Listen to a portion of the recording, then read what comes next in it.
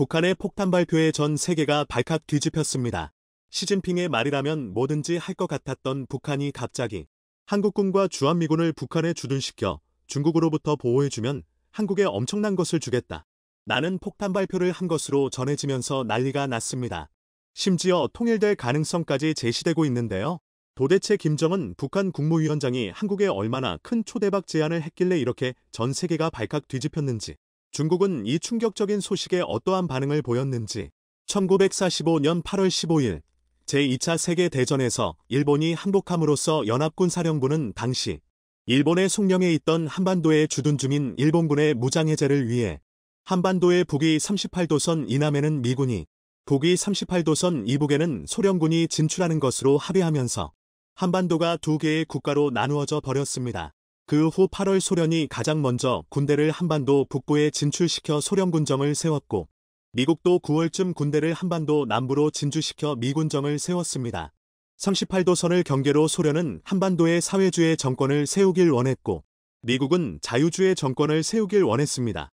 남북의 미군과 소련군이 주둔하며 스탈린은 김일성을, 트루먼은 이승만 쪽을 지지하며 한반도 남부와 한반도 북부가 결국엔 합의를 얻지 못하고 독자적인 정부가 출범해버린 것이었습니다. 자, 그런데 한반도가 두 개로 나뉜 지 약 77년이 지난 지금 놀라운 일이 벌어졌습니다. 김정은 북한 국무위원장이 깜짝 충격적인 발언을 했는데요. 바로 한국군과 주한미군이 북한에 주둔해서 중국으로부터 북한을 보호해달라는 것입니다. 그렇게만 해준다면 북한이 한국의 상상을 초월하는 엄청난 것을 주겠다는 것입니다. 갑자기 김정은이 한국에 왜 그랬을까요? 김정은은 1984년 조선민주주의인민공화국의 국방위원장 겸 수반 김정일과 무용수 출신 넷째 부인인 고용희 사이에서 차남으로 태어났습니다. 김정은 북한 노동당 위원장이 스위스 유학 시절 이웃들과 눈도 맞추지 않았다는 증언이 나왔다고 미국 자유아시아 방송 RFA 이 27일 보도했습니다. 그런데 보시면 김정은의 어린 시절은 놀랍게도 매우 날렵한 체형이었습니다. RFA는 김 위원장이 스위스 유학 시절인 1996터부터 1998년 형정철, 이모인 고용숙의 가족과 스위스의 수도 베른 교회 리베펠트의 키르이슈트라세 열번지에 있는 3층 연립주택에 머물렀다는 스위스 공영방송 SBC의 최근 보도를 전했습니다. 방송은 이 주택 이웃의 말을 통해 김정은이 당시 이곳에서 길 하나만 건너면 있는 공립학교에 다녔으며 그가 집 앞 공터에서 끊임없이 칸스턴트리, 농구를 하곤 했다고 보도했다고 RFA는 전했습니다. 빅토르 슈미트로 알려진 이 이웃은 1990년대 말 북한 외교관 일가족이 당시로선 새 건물이었던 이곳에 머물렀던 기억이 난다 라며 어린 남자아이 4명이 집 앞 공터에서 끊임없이 농구를 하곤 했다 라고 말했다고 RFA는 전했습니다. 하지만 이렇게 오랜 유학 생활을 통해 김정은의 시야는 넓어졌고 북한에 돌아와서는 이렇게 상상도 하기 어려웠던 미국의 프로농구 전설 데니스 로드먼을 북한에 초청하기도 했습니다. 그리고는 트럼프 전 대통령을 북한, 싱가포르 등에서 수차례 만나며 북한의 완전 개방까지 논의한 것으로 알려지면서 전 세계를 발칵 뒤집어 놓았는데요. 이번에는 더 놀라운 발표를 했습니다. 지금까지와는 비교도 되지 않을 정도로 너무나 놀라운 발표였습니다. 바로 폼페이오 전 장관이 회고록을 통해 김정은 관련 엄청난 사실을 폭로한 것인데요. 폼페이오 전 장관은 24일 현지 시간 회고록 한치도 물러서지 말라. 네버 기브 안 인치. 내가 사랑하는 미국을 위한 싸움. 파이팅 포 더 아메리카 아이 러브를 통해 김정은 위원장과의 대화를 폭로했습니다. 폼페이오 전 장관이 대화 중 중국 공산당은 늘 미국의 미군이 한국을 떠나면 김 위원장이 매우 기뻐할 것이라고 한다고 말하자 김 위원장이 신나서 손으로 탁자를 치면서 중국인들은 거짓말쟁이라고 외쳤다고 전했습니다. 즉 중국이 거짓말을 하고 있다는 것인데요. 김 위원장은 중국 공산당으로부터 자신을 보호하기 위해 주한미군이 필요하며 중국 공산당은 한반도를 티베트와 신장처럼 다룰 수 있도록 미군이 철수하는 게 필요하다고 주장한다고 말했습니다. 그러면서 오히려 중국으로부터 북한을 보호하기 위해 한국군과 주한미군이 필요하다는 파격적인 발표를 했습니다. 폼페이오 전 장관의 회고록에는 이외에도 김정은 북한 국무위원장에 대한 아주 디테일한 내용들이 담겨 있었는데요. 김 위원장은 45분마다 중요한 전화를 받기 위해 대화를 중단했는데 폼페이오 전 장관의 회고록에는 이외에도 김정은 북한 국무위원장에 대한 아주 디테일한 내용들이 담겨 있었는데요. 김 위원장은 45분마다 중요한 전화를 받기 위해 대화를 중단했는데 이 전화는 애영가인 김 위원장이 담배를 피우기 위해서였다고 폼페이오 전 장관은 전했습니다. 이에 전문가들은 북한이 곧 한국과 미국의 북한 경제특구를 개방하는 것을 시작으로 단계적으로 북한 전역을 개방하고 한미 연합군이 북한에 주둔하는 것을 허용해 중국으로부터 북한을 보호할 계획이라 전했습니다. 북한이 이렇게 중국의 뒤통수를 친 이유가 있습니다. 지난 70여 년 동안 북한이 중국을 큰형님처럼 따른 결과 북한이 전 세계에서 두 번째로 가난한 국가로 전락했습니다. 북한을 탈출해 남한으로 건너온 한 기자는 북한 사람들은 흔히 추운 것은 참을 수 있어도 배고픔과는 타협할 수 없다는 말을 자주 씁니다. 남한을 비롯한 세계에서는 코로나로 인해 세계 경기가 침체하였다고 해도 아직까지 굶는다는 사람은 없습니다. 라며 코로나19로 인해 경기 침체가 장기화하면서 북한 주민들 속에서는 제2의 고난의 행군이 도래할지 모른다는 우려의 목소리가 나오고 있습니다. 라고 전했습니다. 네, 그렇습니다. 이번 코로나 사태로 북한 주민들이 폭반해버린 것입니다.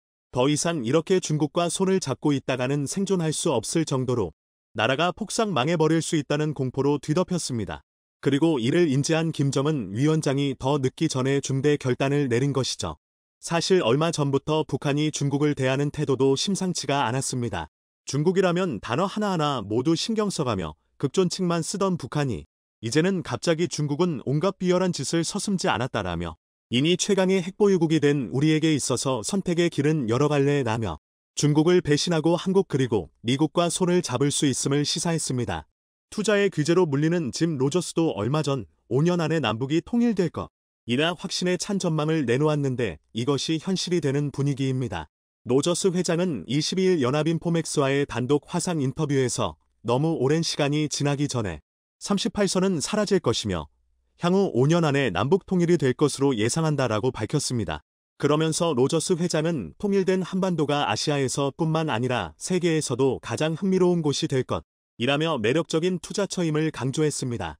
그는 남한의 자본과 경영 기술, 북한의 풍부한 천연자원과 값싸고 숙련된 노동력이 결합해 경제 부흥을 이끌 것이라며 특히 북한은 중국의 접경 지역이므로 미래가 밝다라고 강조했습니다. 이어 통일이 되면 현재 국방비 예산을 경제 등 다른 분야에 투자할 수 있다라면서 그 예로 시베리아 횡단 철도를 잇는 동서의 철길이 재건되면 한반도는 글로벌 교통 허브가 될 수 있다라고 설명했습니다. 그는 통일만 된다면 이러한 자원을 바탕으로 무엇이든 만들어 내 전 세계 시장으로 판매할 수 있다라면서 어떤 사업을 해도 다 잘 될 것이라고 강조했습니다. 로저스 회장은 한반도 관광을 가장 큰 투자처로 꼽았습니다. 그는 남북 경협이 원활해지고 평화가 오면 전 세계 관광객들이 한국의 문화재와 전통, 음식 등을 즐기러 몰려올 것이라며 한국이 역사상 처음으로 세계 관광지도에 이름을 올릴 수 있다라고 말했습니다. 그러면서 내가 대한항공에 투자한 것도 남북 교류가 가능해지면 북한으로 오가는 교통수단의 수요가 많아질 것을 대비한 것이라며 북한의 전기 관련 사업에 투자해도 대박 날 것이라고 전망했습니다. 뿐만 아니라 김정은 위원장이 한국과 미국에 개방하려는 광산에는 60억 톤에 달하는 마그넷 사이트와 200만 톤에 달하는 흑연이 매장된 것으로 알려졌는데요. 이는 각각 세계 3위, 세계 6위에 달하는 엄청난 규모입니다. 요즘처럼 극심한 인플레이션으로 원자재 가격이 치솟은 상황에서는 더더욱 대박이라 볼 수 있습니다. 중국이 뒷목을 잡고 쓰러지려 하고 있는 것은 바로 이 엄청난 규모의 자원들을 그동안 중국이 독식해왔는데 이를 한국과 미국에 모두 빼앗기기 일보 직전인 상황이기 때문입니다. 자, 그런데 한국의 대박이 배가 아픈 것인지 일본은 한국의 통일을 막기 위해 충격적인 일을 벌이고 있는 것으로 알려졌습니다.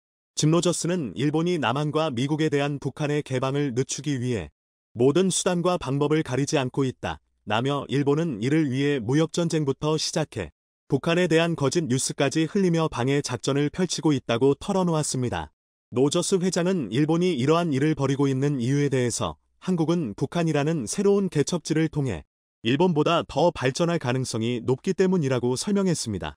반면 일본은 비용이 높은 사업이 많은데 반해 부채가 급속히 증가하고 있다라고 로저스 회장은 지적했습니다. 또 일본은 10년가량 인구가 줄어들고 있으며 이 같은 감소세가 계속해서 이어질 것이라며 일본의 미래에 대해서 긍정적이지 않다라고 말했습니다. 로저스 회장은 북한은 일본에는 없는 많은 천연자원을 보유하고 있으며 인건비가 낮고 훈련과 교육을 잘 받은 노동력을 갖추고 있다라고 평가했습니다. 이어 남한의 여성 인구 부족으로 인한 성비 불균형 문제를 북한을 통해 해결할 수 있다 라면서 남북 모두에게 상호이익이 될 것이라고 전망했습니다. 그러면서 그는 통일이 되면 합법적으로 북한에 투자할 수 있게 된다 라며 통일 후 한국은 10터부터 20년 안에 세계에서 가장 성공한 국가가 될 것으로 확신했습니다. 최근 미국의 한 군사 방송에서 만든 한국 관련 영상이 화제입니다. 이 영상은 왜 한국을 포함한 서방이 약해 보이는 북한을 가볍게 제거할 수 없는 것인지 그 이유를 조목조목 짚고 있는데요.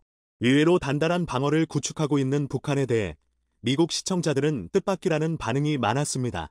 사실상 제2차 한국전쟁을 가정하고 시나리오를 짜고 있는 이 방송은 한국에게도 많은 교훈을 주는데요.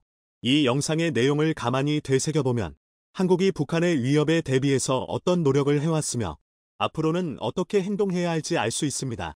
그 내용을 함께 살펴보겠습니다. 한국 전쟁은 끝나지 않았습니다. 어떤 강화 조약도 체결된 적이 없으며 1953년부터 이어진 휴전 조약은 미약한 평화만을 유지하고 있습니다. 그리고 중무장한 한반도에서는 너무 많은 이해관계가 교차하기 때문에 지속되는 평화를 찾는 것은 모든 국제관계에서 가장 어려운 문제일 수 있습니다. 사실 한국의 교착 상태는 가까운 시일 내에 끝날 것 같지는 않습니다. 그것이 가장 현실적인 시나리오입니다. 만약 교착 상태가 어떻게든 끝나고 다시 전쟁이 발발한다면 미국과 한국의 지도자들은 어려운 문제에 직면하게 될 것이기 때문입니다. 북한은 침략이 거의 불가능하다는 것이죠. 이유는 이렇습니다. 무엇보다도 의회 조사국에 따르면 북한에는 현재 20개에서 60개의 탄두를 만들어 보유할 수 있을 만큼 충분한 핵분열 물질이 있기 때문에 북한을 침략하는 것은 곧 핵불장난을 동반하는 전쟁이 될 것입니다. 북한은 또한 전 세계의 목표물들에다 그 탄두를 배달할 수 있는 수단도 가지고 있습니다. 북한은 현재 다양한 탄도미사일을 보유하고 있습니다. 2023년 3월 말 북한은 화성 17형 ICBM 시험 발사에 성공한 것으로 보입니다. 그 물체는 684마일의 홀을 그리며 약 3850마일의 고도에 도달했습니다. 만약 이 물체가 전통적인 탄도 미사일 홀을 타고 날아간다면 그것은 9320마일 이상의 사거리를 가질 것이고 이것은 미국 대륙의 어떤 목표물도 명중시킬 수 있을 것입니다. 또한 화성 17은 잠재적으로 1개 이상의 탄두를 탑재할 수도 있습니다. 북한은 사거리 6460마일의 화성 14와 사거리 877마일의 화성 15도 가지고 있는데 이것으로 미국에 있는 대부분의 목표물을 공격할 능력을 얻었죠. 화성 17이 제대로 작동하지 않더라도 여전히 골칫거리입니다. 그리고 바로 거기에 북한을 공격하는 것에 대한 첫 번째 문제점이 있습니다. 옛날이었다면 북한이 전략적으로 보복하는 게 불가능했을 것입니다. 이제 그들은 2차 대전 말에 일본에 투하된 핵폭탄보다 7배 강력한 최대 140kT의 폭발력으로 적어도 도시 여러 개를 날려버릴 수 있는 핵폭탄을 운반할 수 있게 되었습니다. 어떤 형태의 공격이든 이제 거의 확실하게 김정은 일가의 핵보복을 불러일으킬 것입니다. 그것은 미국 본토, 일본, 괌 혹은 다른 곳의 기지를 향해 날아갈 수도 있습니다. 이런 핵 억지력이 작동하고 있는 상황에서 북한 공격은 거의 불가능합니다. 그러나 핵무기가 아니라도 북한은 또 다른 형태의 억지력을 보유하고 있습니다. 북한은 남한의 수도인 서울을 직접 겨냥한 약 6,000개의 재래식 포병 시스템을 가지고 있습니다. 만약 북한이 서울에 전면적인 포격을 가한다면 처음 1시간 내로 20만 명이 회생될 것으로 IAND 연구소는 추정하고 있습니다. 북한에 대한 공격은 현대 사회 초유의 민간인 사상자를 방지하기 위해서라도 국경 전역의 목표물에서 이러한 포병 시스템을 신속하게 무력화시키고 시작될 필요가 있습니다. 미국과 한국의 정보기관은 이러한 시스템들이 어디에 위치하고 있는지 정확하게 알고는 있지만 민간인 피해가 발생하기 전에 모든 포병 시스템을 제때 제거하는 것은 불가능합니다. 북한은 침공 방어를 위한 또 다른 비장의 무기를 갖고 있습니다. 바로 중국 공산당과의 동맹이죠. 북한 정권은 그 존속을 중국의 지원에 의존하고 있습니다. 북한은 중국과의 무역을 통해서 이른바 온돈의 왕국에 부과된 가혹한 경제 제재를 피할 수 있었죠. 중국으로부터 오는 수입품이 없다면 북한은 음식, 에너지, 여타 필수품 부족으로 인해 빠르게 무정부 상태에 빠질 것입니다. 하지만 양국의 관계가 항상 좋았던 것은 아닙니다. 북한은 경제적으로 불리함에도 불구하고 중국에 대해 상당한 영향력을 갖고 있습니다. 중국도 북한 정권이 항상 마음에 드는 것은 아니지만 중국에게는 김씨 일가가 권력을 유지하고 있을 필요가 있습니다. 첫 번째로 북한은 태평양 방면에서 중국의 유일한 동맹국 중 하나입니다. 일본부터 인도네시아에 이르는 선의 동쪽은 모두 미국의 동맹 혹은 미국의 우호적인 국가들 뿐입니다. 지정학 연구자들은 이를 제1도련선이라고 부릅니다. 이 일련의 섬들은 호화적으로 중국을 태평양과 인도양으로부터 차단하고 중국 선박을 압박합니다. 북한의 전력을 해상에 투사하는 것은 중국이 완전히 포위되는 상황을 방지하고 미국이나 미국의 동맹군들을 육상의 국경에서 떨어뜨려 놓는 데에 도움이 되죠. 중국이 6월 25일 전쟁에 개입한 것도 그 육로상의 미군이 주둔할 가능성 때문이었습니다. 중국이 김씨 일가의 권력 유지를 지지하는 두 번째 이유는 북한의 체제가 불안정해지면 수백만 명의 난민들이 국경으로 밀려들어와 중국 본토에 혼란을 야기할 것이기 때문입니다. 중국 입장에서는 이 두 가지 시나리오만큼은 용납할 수가 없습니다. 그래서 결과적으로 북한을 공격하는 어떤 시나리오도 거의 확실하게 중국의 개입을 초래하게 됩니다. 한국 전쟁 때처럼 말이죠. 이런 이유들로 인해서 김씨 정권은 은둔의 왕국 이 권력 유지에 있어서 안전한 방법이라고 여기는 것입니다. 이처럼 북한은 그 자체로 강력한 방어를 구축했다기보다는 적국에게 일정 이상의 피해를 강요하는 방식으로 스스로를 지키고 있습니다. 그냥 단순하게 군사력으로 밀고 들어가는 것으로는 이들을 제압할 수 없게 되어 있는 것이죠. 북한 공략을 어렵게 만드는 요소는 이뿐만이 아닙니다. 어떤 현실적인 시나리오에서도 북한을 공격하는 비용은 너무나도 높습니다. 하지만 가상의 시나리오에서 미국이 한반도에서의 전쟁에 또 다른 국제연합을 끌어들인다면 어떨까요? 북한을 공격하는 것이 가능할까요? 어떠한 육상작전도 참혹할 것입니다. 북진 공세를 시작하기 위해서는 먼저 연합군이 비무장지대, 즉 북한 공격을 위한 유일한 육로인 DMZ를 통과해야 합니다. 한국의 DMZ는 세계에서 가장 요새화된 땅입니다. 수백만 개의 지뢰가 160마일 너비에 걸쳐 매설되어 있죠. 지뢰 외에도 북한은 전기 울타리와 수많은 감시탑을 세워 홀름한 저격 전초기지와 기관총 포대를 만들었습니다. 물론 이것들은 포병이나 공군에 의해 포착되어 제거되겠지만 그럼에도 불구하고 그들은 연합군의 진격 속도를 늦추고 전쟁 개시 초기에 상당한 희생자를 발생시킬 것입니다. 그 외에도 북한 자산 중에는 상대하기 쉽지 않은 것들이 있습니다. 정보 당국은 DMZ 근처에 적어도 800개 가량의 요새화된 벙커가 있으며 각각의 벙커는 1,500명에서 2,000명 사이의 군인들을 수용할 수 있는 것으로 추정하고 있습니다. 이것들은 훌륭한 집결지 역할을 할 것이고 물론 이 역시 결국에는 파괴되겠지만 훨씬 더 긴 시간을 끌 수 있고 사상자와 사회적 혼란을 늘릴 더 많은 여지를 줄 것입니다. 북한은 2020년 현재 약 120만 명에 달하는 세계에서 가장 큰 규모의 군대를 보유하고 있으며 그중 약 70%가 DMZ에서 50마일 이내에 있습니다. 해군과 공군 전력의 50%도 같은 범위 안에 있죠. DMZ나 그 근처에 주둔하는 사람들이 모두 전투병은 아니겠지만 북한은 여전히 침략군의 화력을 집중하기 위해 짧고 좁은 범위 내에 엄청난 양의 전력을 모아두고 있습니다. 북한은 이제 공격하는 쪽이 감내해야만 하는 단거리, 중거리 탄도 미사일 전력도 가지고 있습니다. 이 미사일들 중에서는 사정거리가 930에서 2795마일에 달하는 것도 있죠. 북한이 재래식 미사일만을 사용한다고 하더라도 이 미사일들은 일본에서 괌까지의 지역에 주둔한 미군에게 심각한 피해를 줄 수 있습니다.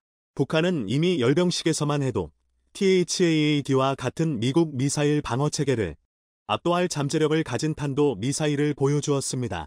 북한의 탄도 미사일 총 수량에 대한 추정치는 알아내기 어렵지만 싸움이 핵전쟁 수준으로 확대되지 않더라도 태평양 전역의 미군 기지에 상당한 피해를 입힐 정도로는 충분히 많습니다.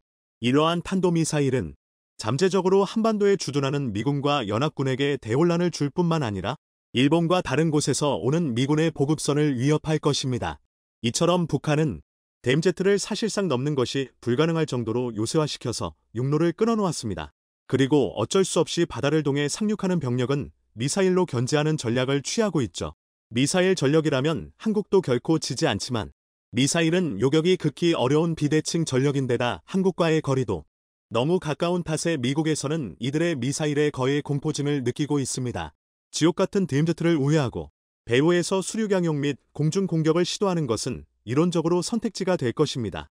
특히 한국의 지원을 받은 미 해군이 빠르게 제해권과 제공권을 장악할 것이기 때문입니다. 북한과의 전쟁 시나리오에서 구원의 은총이 하나 있다면 그것은 북한의 공군력이 약하다는 것입니다. 북한의 전투기 대다수는 미그 17, 19, 21 같은 1950년대 기종입니다. 심지어 북한은 지금도 많은 수량의 프로기를 사용하고 있습니다. 북한 공군 편대에서 가장 좋은 전투기는 3세대인 미그 23과 4세대인 미그 219, 수-25지만 북한은 아마도 이것들을 고작 12대 정도밖에 작동시키지 못할 것입니다.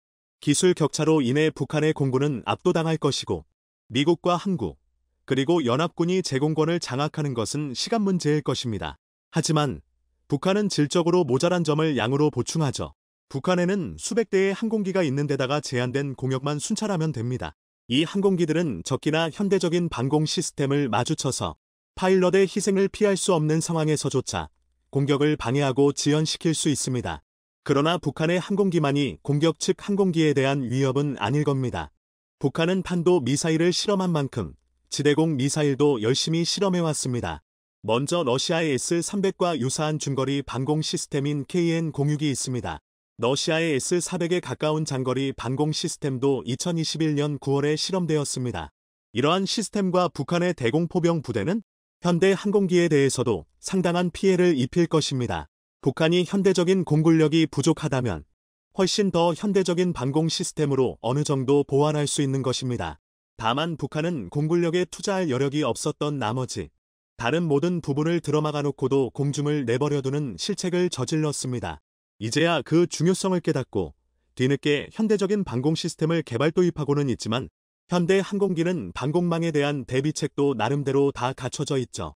한국의 육군 전력은 전 세계를 기준으로 놓고 보더라도 가공할 수준이지만 최근 들어 KF-21 등 공군 전력 확보에 한국이 열과 성을 쏟고 있는 것은 바로 이러한 북한의 약점 때문입니다. 현대전에서 제공권을 장악한다는 것은 곧 전장을 휘어잡는다는 것. 한국이 투자하고 있는 킬체인과 KF-21을 비롯한 뛰어난 공군력이 작동해서 북한의 비대칭 전력들을 조기에 제압하고 나면 그 뒤로는 한국의 본대라고 할 수 있는 막강한 육군이 밀고 들어가 순식간에 북한을 점령할 것입니다. 최근에 한국이 확보하기 위해 힘쓰고 있는 무기 분야들은 이런 전문가들의 예측과 시뮬레이션을 기반으로 하는 것입니다. 그리고 한국은 그에 발맞춰 세계 어느 나라 못지않게 빠른 속도로 무기 기술을 발전시키고 또 엄청난 양으로 생산하고 있죠. 앞으로도 한국이 그 어느 나라도 넘볼 수 없는 전력을 손에 넣어서 동아시아의 평화의 쐐기가 될 수 있으면 좋겠습니다. 일본 기시다 총리가 앞으로 한국을 철저히 무시하겠다는 선전포고를 날렸다가 한국의 비웃음만 사고 있습니다. 점작 자국의 경제가 파탄날지도 모르는 위기가 닥친 것도 모른 채 한가하게 한국 깎아내리기에 열을 올리고 있기 때문인데요. 그동안 한국에 대한 일이라면 누구보다 앞장서서 비아냥대다가 참교육을 당했던 일본이 이번에도 정신을 못 차리고 한국에 도발을 한 것입니다. 그런 일본이 EU의 한마디로 큰 충격에 휩싸였습니다.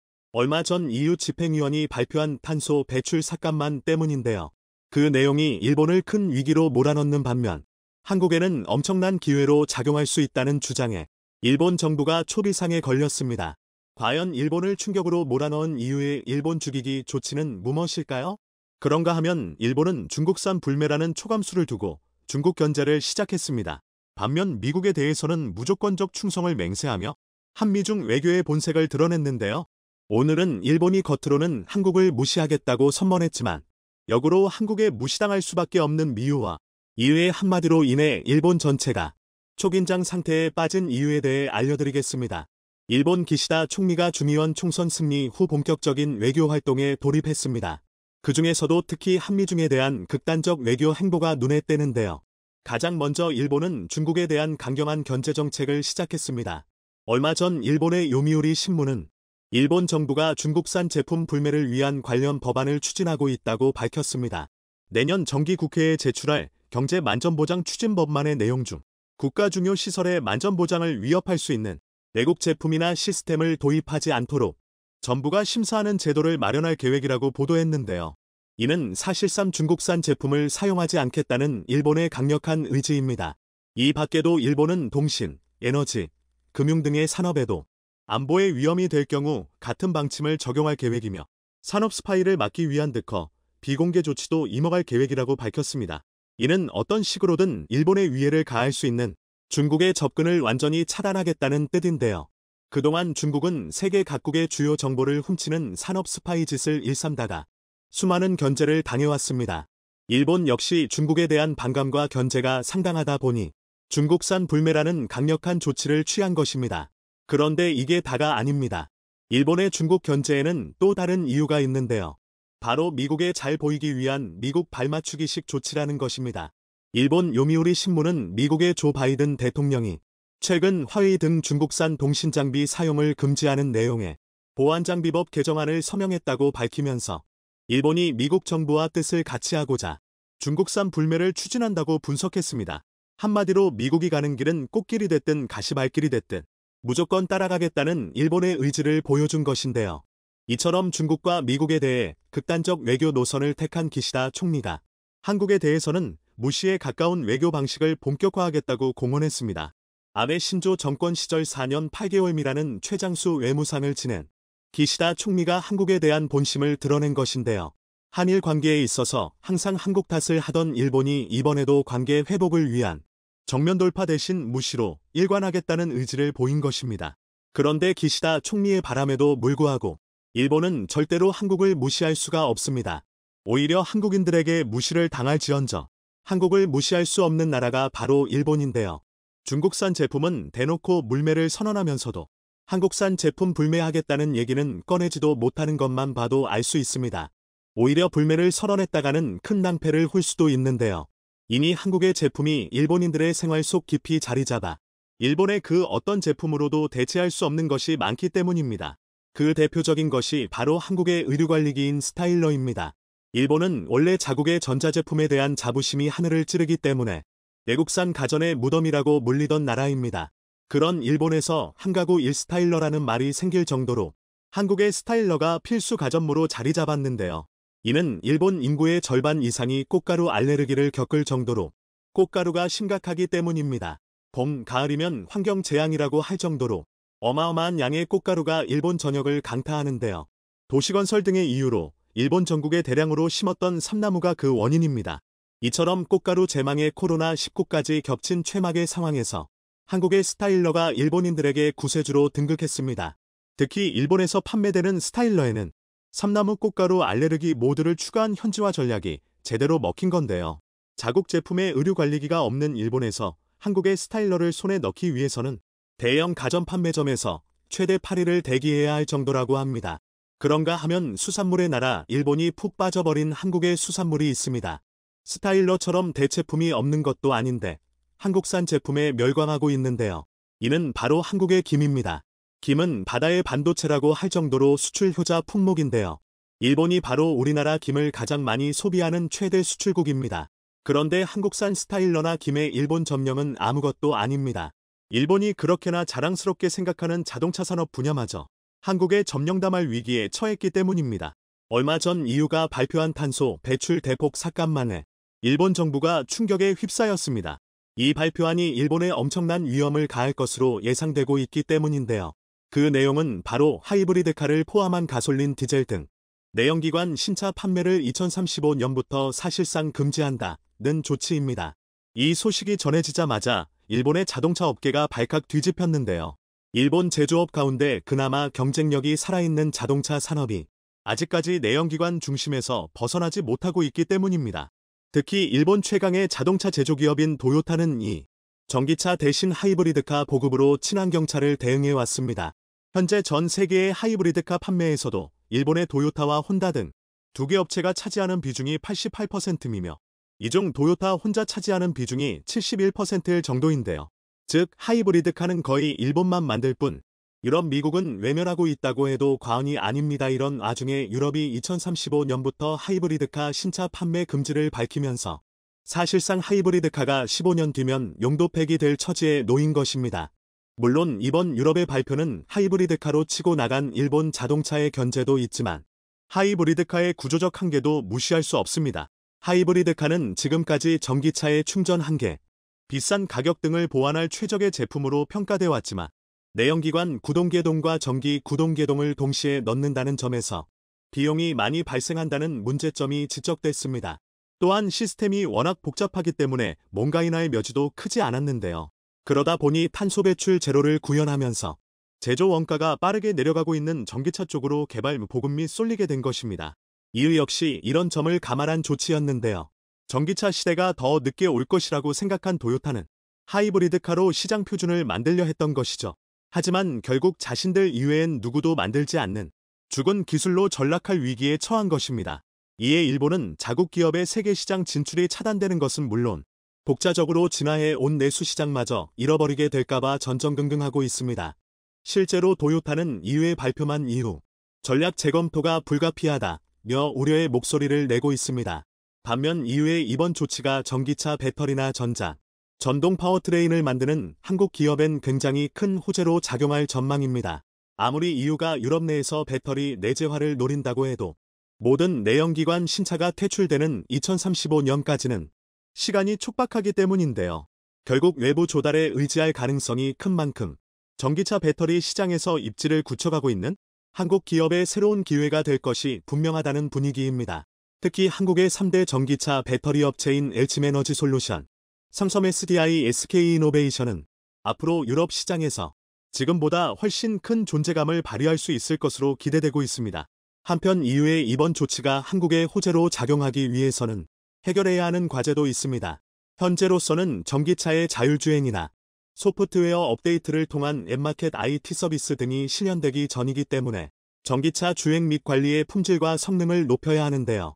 현대 기아의 전기차를 샀더니 유럽 전기차보다도 더 믿을 만하더라라는 이미지만 구축할 수 있다면 유럽의 전기차 시장을 한국이 장막할 수 있을 것입니다. 그렇게 된다면 자동차 산업에 있어 한국과 일본의 명암은 더욱 극명하게 갈리게 될 것이 분명한데요. 그런 줄도 모르고 한가롭게 감정에 치우친 외교 놀이나 하고 있는 일본이 더 이상 한국을 무시해서는 안 되는 나라라는 것을. 안녕하세요. 잡시광입니다. 2023년 6월 14일 도요타 자동차는 아주 중요한 주주총회를 열었습니다. 일본 아이치현 도요타시 본사에서 개최한 이번 주주총회에서 도요타는 새 회장을 선출하고 사토 고지 사장을 포함한 10명을 이사로 선임했습니다. 새 회장은 도요타 자동차를 창업한 도요다 기이치로 전 회장의 증손자로 무려 창업자 4세인 도요타 아키오였습니다. 도요타 아키오는 지난 2009년 사장에 취임해 14년 동안 회사를 이끈 뒤 올해 4월 회장직에 올랐습니다. 그런데 새로운 회장을 선출한 이번 도요타의 주주총회장은 그야말로 시끄러웠습니다. 세계적인 의결권 자문사 글래스루이스가 갑작스레 도요타의 창업자 4세인 도요다 아키오 회장이 선임을 반대하고 나선 것입니다. ISS와 함께 세계 양대 의결권 자문사로 통하는 글래스루이스는 도요타의 새 이사 후보자 10명 전원에 대해 충분한 수의 독립된 사회이사가 없고 적절한 감독 능력에 대해서도 우려한다. 그 책임은 도요다 회장에게 있다며 도요다 아키오 회장의 선임을 반대했습니다. 경영을 감시해야 할 사회이사가 적절한 감독 능력을 갖고 있는지 우려된다는 지적이었습니다. 하지만 도요타 자동차 측은 독립사회이사 선임안에 4명이 포함돼 있어 도쿄증권거래소의 기준을 충족한다는 입장을 보이며 창업 4세의 회장 선출을 강행했습니다. 그러나 글래스루이스는 독립사회이사 4명 중 1명은 도요타와 거래 관계에 있는 미쓰이스미토모은행 부회장으로 독립적이라고 말하기 어렵다고 또다시 지적했고 미 최대 연기금인 캘리포니아주 공무원연금 캘퍼스도 도요다 회장의 재선임에 반대 입장을 표했습니다. 그런데 여기서 끝이 아니었습니다. 이번 도요타 자동차 주총을 앞두고 18년 만에 처음으로 주주 제안도 제출됐습니다. 네덜란드 연금 투자회사인 에입시와 덴마크와 노르웨이의 기관 투자자 등 3사가 도요타의 대외 정보 공개가 기대에 못 미친다며 개선책을 정관에 반영하자고 요구하고 나선 것입니다.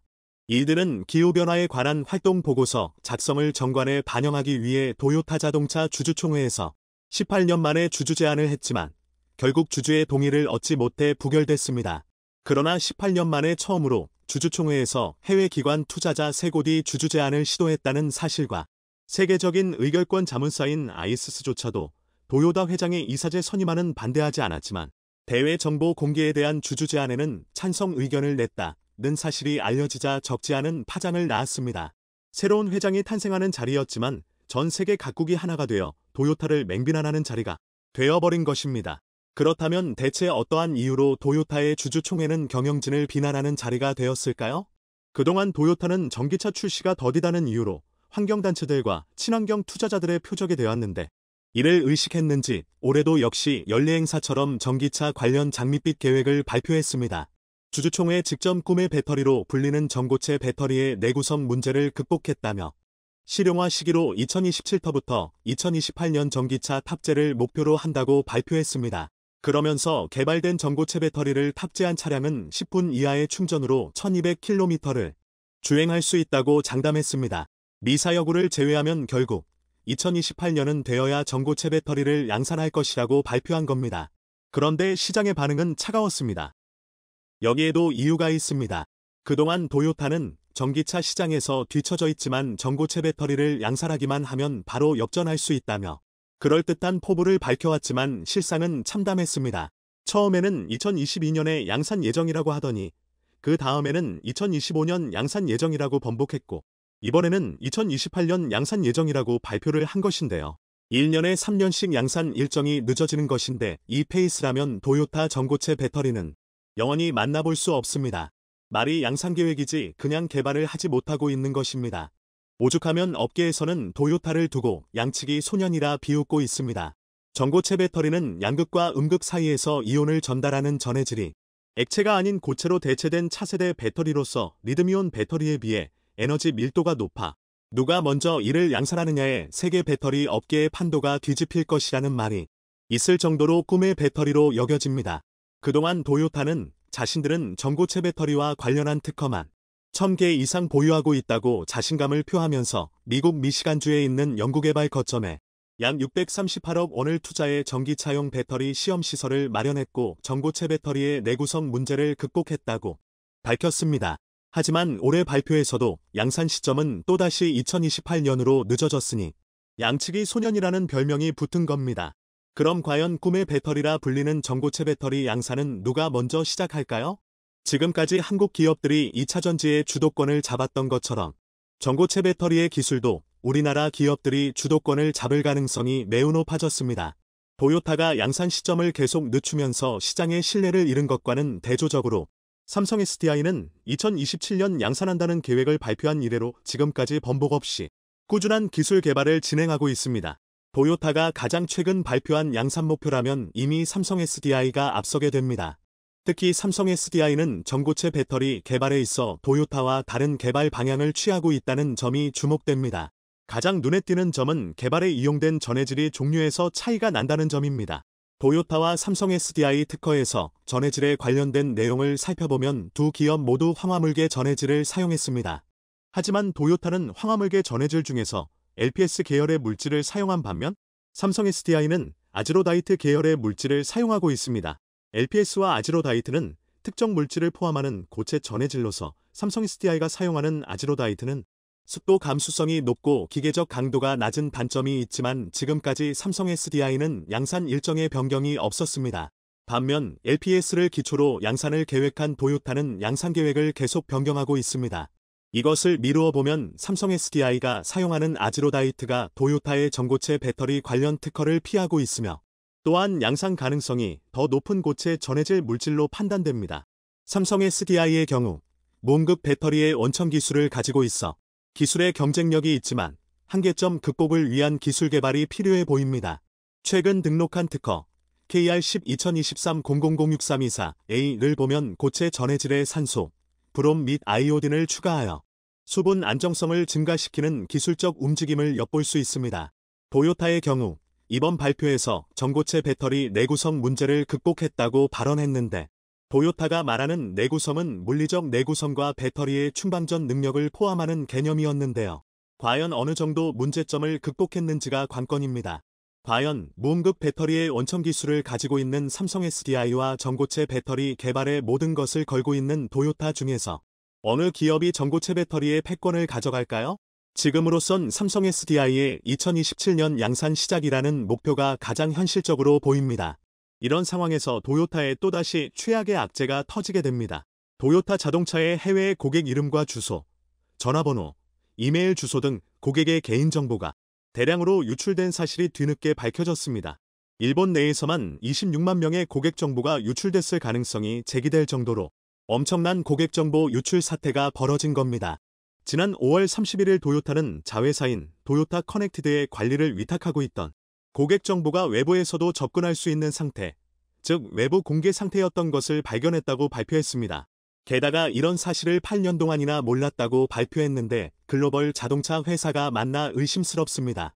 해외 고객 정보 유출 가능성이 있는 곳은 아시아와 오세아니아 지역으로 2016년 10월부터 이달까지 데이터가 외부에 공개된 상태였다고 하는데요. 고객의 차량 식별 번호는 물론 등록번호 등에도 접근 가능했다고 합니다. 그런데 도요타의 고객 정보 유출은 이번이 처음이 아닙니다. 얼마 전에도 일본 사용자 215만 명의 고객 정보 10년치가 유출되었고 이때도 똑같은 변명을 했습니다. 자회사의 클라우드 환경 설정이 문제가 됐다고 말입니다. 이번 대규모 고객 정보 유출을 발견한 것도 고객 정보 10년치 유출 사건을 조사하다가 발견된 것이라고 하니 할 말이 없습니다. 이 정도면 그냥 도요타의 고객 정보는 만천하에 공개되어 있는 것이라고 생각하면 될 듯 싶습니다. 도요타가 진정 글로벌 기업이라면 전고체 배터리가 문제가 아니라 고객의 개인정보부터 소중히 여기는 기본부터 지켜야 하지 않을까 싶습니다.